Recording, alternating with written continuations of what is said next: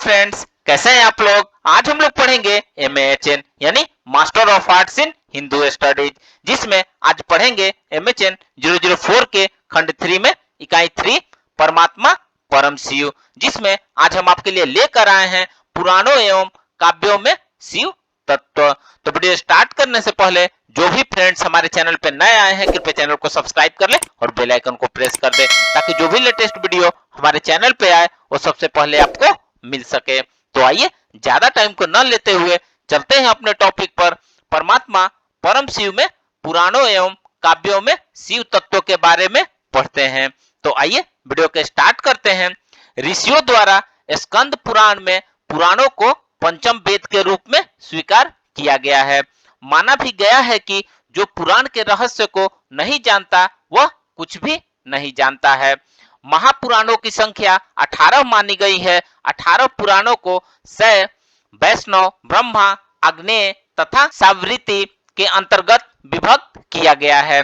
इनमें सर्वाधिक संख्या शैव पुराणों की है। इस विषय में प्रसिद्ध उक्ति है कि 18 पुराणों में 10 पुराणों में भगवान शंकर की स्तुति की गई है, 4 में सृष्टि के संचालन भगवान विष्णु की तथा 2 में शक्ति स्वरूपा भगवती की और सृष्टिकर्ता ब्रह्मा जी की स्तुति की गई है। शिव तत्व के स्वरूप का प्रतिपादन करने वाले महापुराणों में शिव पुराण अति महत्वपूर्ण है। शिव पुराण 7 संहिताओं में विभक्त है, जिनका नाम निम्नलिखित है, जिसमें पहला है विधेश्वर, दूसरा है रुद्र, तीसरा है शतरुद्र, चौथा है कोटि रुद्र, पांचवा है उमा, छठा है कैलाश तथा सातवां है वायवी संहिता। शिव पुराण की क्रमशः 7 संहिताएं हैं। जगत संबंधी शिव जी के 5 कार्य नित्य सिद्ध हैं और अटल भाव से उनमें स्थित है, जिसमें सबसे पहला है सृष्टि, दूसरा स्थिति, तीसरा संहार, चौथा तिरोभाव और पांचवा अनुग्रह। इनमें प्रथम 4 संसार के विस्तारक हैं तथा पांचवा अनुग्रह है। मोक्ष कारक यह तथ्य शिव जी ने ब्रह्मा और विष्णु को स्वयं बताया था। सृष्टि के नियामक पंच महाभूतों में परम शिव के उपयुक्त 5 कार्य प्रत्यक्ष उपस्थित होते हैं। इनमें समस्त पदार्थों की भौतिक उपस्थिति का हेतुभूत भूतल है। सृष्टि कारक समस्त पदार्थों को रसमय बनाने वाला जल वृद्धि कारक होने से स्थिति का प्रतीक है। अग्नि पदार्थों को भस्मसात करने से संहारक है तथा वायु एक स्थान से दूसरे स्थान पर जाने से तिरोभाव का साधक है। सभी पदार्थों के अस्तित्व का आधारभूत आकाश सभी को अनुग्रहित करता है, अतः मोक्ष कारक है। तेज में सबका विनाश होता है, वायु में सबका लय होता है और आकाश द्वारा सब पर अनुग्रह होता है। इन 5 कृत्यों को संपन्न करने में समर्थ परम शिव पंचमुखी है। चारों दिशाओं में 4 मुख विराजमान है। शिव के और उसके बीच में विराजमान है उनका 5वां मुख। महाकवि कालिदास अभिज्ञान शकुंतलम नाटक के मंगलाचरण में और अन्य दोनों नाटकों में मंगल पदों या नांदी पदों में अष्टमूर्ति शिव का स्पष्ट उल्लेख करते हैं। अभिज्ञान शकुंतलम में नांदी पद के पढ़ने से संपूर्ण चराचरात्मक जगत के शिव तत्व से व्याप्त होने का प्रत्यक्ष प्रमाण प्राप्त होता है। परम शिव की प्रथम मूर्ति है जल, जिसका परम पिता ब्रह्मा ने सर्वप्रथम निर्माण किया। यज्ञानि में अर्पित हविष्य को देवताओं तक ले जाने वाली द्वितीय मूर्ति है। अग्नि यज्ञ करता यजमान है। तृतीय मूर्ति दिन और रात इन 2 कालों की नियामक क्रमशः चौथी और 5वीं मूर्तियां हैं। सूर्य एवं चंद्रमा शब्द तन्मात्र का विश्वव्यापी आश्रय आकाश है। शिव की 6ठी मूर्ति सभी बीजों की जननी पृथ्वी है। 7वीं मूर्ति और प्राणवान को जीवित रखने वाली वायु है। 8वीं मूर्ति इन 8 प्रत्यक्ष अनुभूयमान तत्वों के रूप में प्रतिष्ठित है। संपूर्ण चराचरात्मिका प्रकृति में शिव तत्व है। महाकवि कालिदास की सभी दर्शनों के विपरीत घोषणा है कि परम शिव प्रत्यक्ष हैं और अप्रत्यक्ष हैं।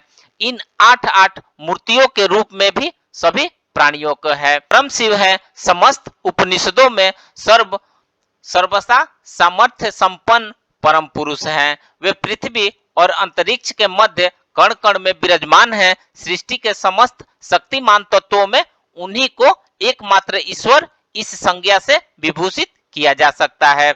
मोक्ष की इच्छा रखने वाले अपनी प्राणादि वायु को नियमित करने के सामर्थ्य संपन्न योगी जन जिनका साक्षात्कार अपने अंतःकरण में निरंतर किया करते हैं, ऐसे निर्विकारी श्रद्धावान भक्त को आसानी से उपलब्ध परम शिव सबसे कल्याण के साधक हो सकते हैं। परम शिव तुरीय पुरुषार्थ समस्त सांसारिक बंधनों से मुक्ति स्वरूप मोक्ष प्रदान कर भक्तों का कल्याण करे। मालविकाग्नि मित्र नाटक का मंगल पद स्पष्ट रूप से अष्टमूर्ति शिव की स्तुति से परिपूर्ण है। महाकवि कालिदास के अनुसार परम शिव सृष्टि के समस्त ऐश्वर्यों के स्वामी है, परंतु स्वयं परम वैराग्य संपन्न होकर मृग चर्म धारण करते हैं। उनके ऐश्वर्य से युक्त होने में प्रमाण है कि वे भक्ति पूर्वक प्रसन्न हुए श्रद्धावानों को प्रभुत मात्रा में इच्छित फल प्रदान करते हैं। परम शिव जितेंद्रिय हैं, वे तो साक्षात भगवती के साथ अर्धनारीश्वर के रूप में स्थित हैं, परंतु स्वयं यतियों या यतेंद्रियों में अग्रगण्य है। संपूर्ण विश्व को अपनी 8 मूर्तियों से धारण करते हुए भी वे अत्यंत निर्भिमानी हैं। ऐसे परम शिव सन्मार्ग पर ले जाने के निमित्त समस्त भक्तों के तामसी वृत्ति का अपहरण कर उनका कल्याण करे। इस मंगल पद में परम शिव के अष्टमूर्ति से युक्त होने का स्पष्ट उल्लेख करते हैं। महाकवि कालिदास इस अष्टमूर्ति में प्रतिष्ठित शांति ही वस्तुतः परम शिव का वास्तविक स्वरूप है और वही है समस्त सृष्टि के कल्याण का मूल मंत्र। रघुवंश महाकाव्य के मंगल पद में महाकवि कालिदास ने शिव का जगत पिता एवं माता पार्वती का जगत माता के रूप में स्मरण किया है।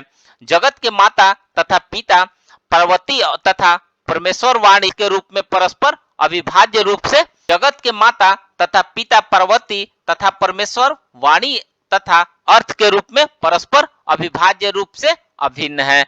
ऐसे पार्वती और परमेश्वर शिव को प्रणाम करते हैं। कुमार संभव के प्रथम सर्ग के अंत में महाकवि ने समाधिस्थ परम शिव का वृतांत प्रस्तुत किया है।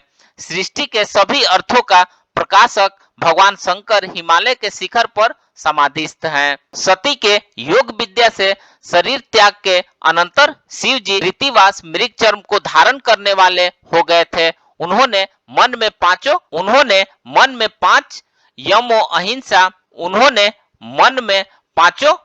यमो अहिंसा सत्य अस्तेय ब्रह्मचर्य और अपरिग्रह को जमा रखा था।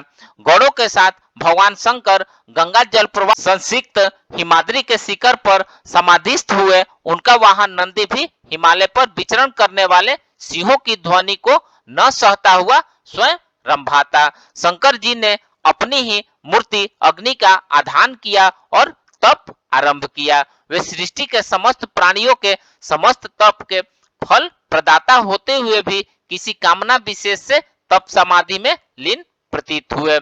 अलब्ध की प्राप्ति की कामना से शिव जी यदि समाधिस्थ थे तो यहाँ अलब्ध थी केवल अर्धांगिनी भगवती पार्वती।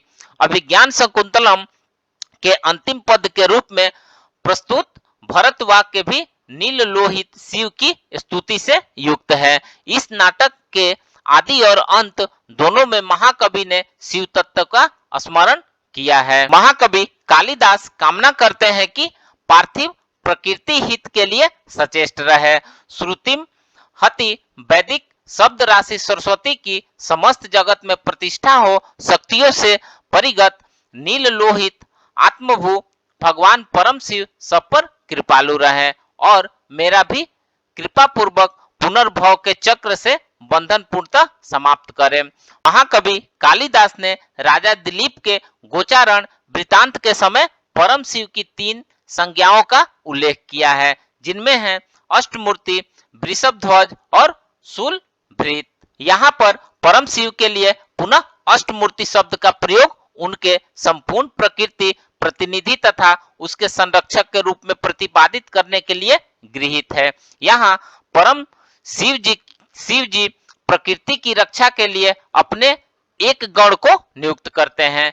कथा इस अंश में सिंह शिव जी के प्रति अपने सेवक भाव का प्रदर्शन करता है। परम शिव की वृषभ ध्वज संज्ञा तथा कथा के उस अंश में निहित है जहां शिव देवदारू के पुत्र के रूप में कल्पित करते हैं। परम शिव की शूलभृत संज्ञा उस अवस्था में स्वीकार की गई है जहां शिव देवदारू की रक्षा में कुंभोधर नामक सिंह को नियुक्त करते हैं। इस प्रकार से परम शिव के विषय में महाकवि कालिदास ने बृहद रूप से उल्लेख करते हुए उनके समस्त सृष्टि के लिए कल्याणकारक अष्टमूर्ति स्वरूप का विशेष रूप से प्रतिपादन किया है। महाकवि कालिदास की परम शिव की अष्टमूर्ति के रूप में स्थापित करने का आधार अपसरू से वैदिक वाग्मय है। अथर्ववेद एवं शतपथ ब्राह्मण में परम शिव को सहस्त्राक्ष इस विशेषण पद से विभूषित किया गया है। ऋषि कहते हैं कि जल, पावक, क्षिति, गगन, समीर, सूर्य, चंद्र अर्थात प्रकृति की संयुक्तता से परम शिव की अष्टमूर्ति का निर्माण होता है। वे जगत सृष्टा के रूप में पूजित हैं तथा उन्हें ही सृष्टि भी कहा गया है। इस प्रकार से अष्टमूर्ति के 8 रूप स्पष्ट है। रुद्र, भव, सर्व, ईशान, पशुपति, भीम, उग्र और महादेव। विष्णु समस्त चरात्मिका सृष्टि के पालक माने जाते हैं और परम शिव संहारक कहे जाते हैं। शिव को ही देवों में श्रेष्ठ महादेव कहा गया है। स्कंद पुराण में पशुपति, सर्वज्ञ, ईश्वर, सब तत्वों के मूल तत्व तथा सनातन भगवान रुद्र ने कहा कि सृष्टिकर्ता ब्रह्मा से पहले मैं ही एक अकेला ईश्वर था।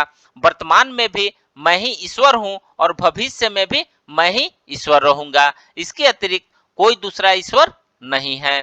परम शिव की इस प्रतिष्ठा एवं महानता का कारण यह था कि उन्होंने अपने ऐश्वर्य से देवताओं को, शक्ति से असुरों को, ज्ञान से मुनियों को तथा योग से प्राणियों को पराजित किया था। दूसरे शब्दों में कहे तो परम शिव आवश्यकता पड़ने पर देवताओं को ऐश्वर्य प्रदान कर सृष्टि को धारण करके उनके सामर्थ्य की वृद्धि करते हैं। विनाशकारक आसुरी शक्तियों से सृष्टि की रक्षा करते हैं। अपनी सात्विक शक्तियों के प्रयोग से मुनियों के मुक्ति के मार्ग को प्रशस्त करते हैं। मिथ्या जगत को धारण करके के अभिमान से मुक्त होने का ज्ञान प्रदाता होकर कर्म योग के साधक समस्त प्राणी समूह को योग्य विद्या की सिद्धि में समर्थ बना कर्म मार्ग पर चलने के उनके सामर्थ्य को बढ़ाते हैं। बिना योग के सिद्धि संभव नहीं है और योग विद्या को सच्चे उपदेशक ही हैं परम शिव। इन तथ्यों से प्रमाणित होता है कि परम शिव संपूर्ण चराचरात्मिका प्रकृति के धारण करता है, संरक्षक है, उन्नति कारक है और उसके आंतरिक सामर्थ्य को पूर्णतः तक पहुंचाने के लिए सर्वथा समर्पित है। यही कारण है कि परम शिव को सर्व कल्याण साधक स्वरूप उपासना प्रत्येक प्राणी को निरंतर करनी चाहिए। तो फ्रेंड्स, इस प्रकार से आज हमने परमात्मा परम शिव में पुराणों एवं काव्यों में शिव तत्व के बारे में पढ़ा। तो मिलते हैं एक नए वीडियो के साथ में, तब तक हमारे चैनल पे बने रहिए। धन्यवाद।